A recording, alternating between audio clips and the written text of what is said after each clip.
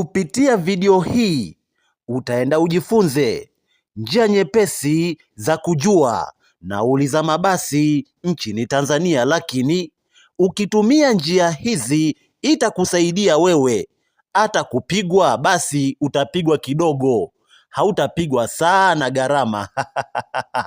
Twende pamoja mpaka mwisho.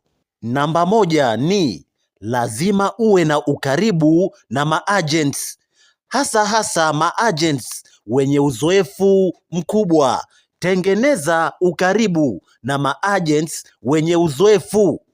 Kuwa karibu nao, kwa sababu ukiwa na ukaribu na maagent wenye uzoefu ni rahisi wewe, hata ukiwa unataka kusafiri, unaweza kumuuliza nauli ni shingapi kutoka sehemu moja kwenda sehemu nyingine, kwa sababu au maagent wenye uzoefu watakusaidia wewe.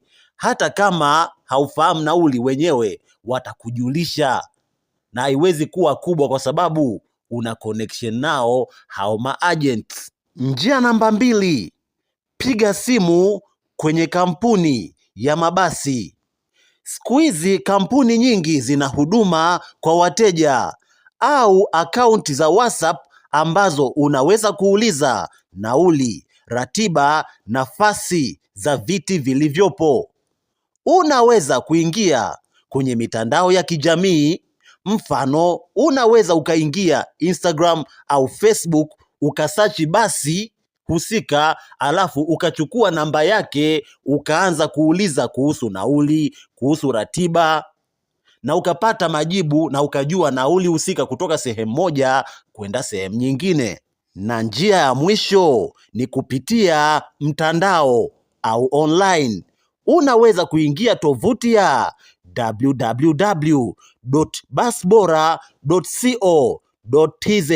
Sasa hapo unaweza ukaona kwenye hiyo website kuna sehemu ya kutoka, kwenda na tarehe ya safari. Mfano mimi nimeweka Dodoma tukahama. Sasa unaweza ukaona gharama au nauli ambayo inayotakiwa kutoka Dodoma tukahama. Kwa hiyo utaweza kukasearch we mwenyewe unapotoka na unapokwenda, unaweza ukafahamu makadirio au gharama ya nauli kutoka sehemu moja kwenda sehemu nyingine. Asante sana, nikutakie siku njema.